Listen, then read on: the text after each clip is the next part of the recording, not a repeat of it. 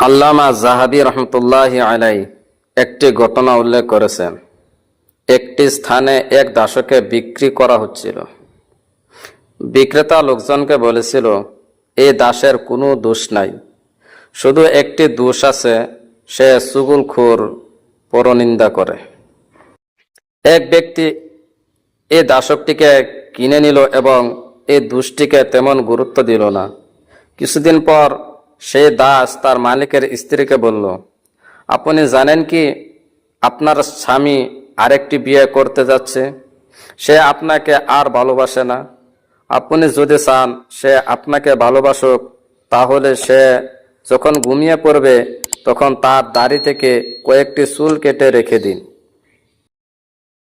স্ত্রীটি মনে করল দাসটি সত্য বলেছে এবং পরিকল্পনা অনুযায়ী কাজ করতে সম্মত হলো।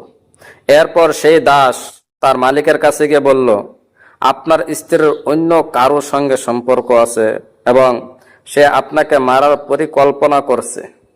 আপনি যদি সত্য জানতে চান তাহলে আজ রাতে ঘুমের বান করুন এবং দেখুন কি ঘটে।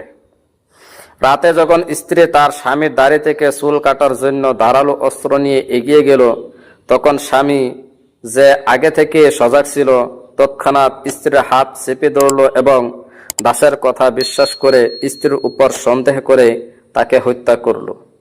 পরে স্ত্রীর আত্মীয়রা সেই স্বামীকে হত্যা করে প্রতিশোধ নেয়। এই ঘটনা থেকে বোঝা যায় চুগলখড়ি বা পরনিন্দা কি ভয়াবহ পরিণত হতে পারে, কত নিচে নিয়ে যেতে পারে। তাই সমাজ থেকে এই ব্যাধি নির্মূল করা জরুরি এবং চুগলখোর, পরনিন্দা থেকে আমরা সবাই বাঁচার জন্য চেষ্টা করি। আল্লাহ তাআলা আমাদের সবাইকে বাঁচার তৌফিক দান করুক।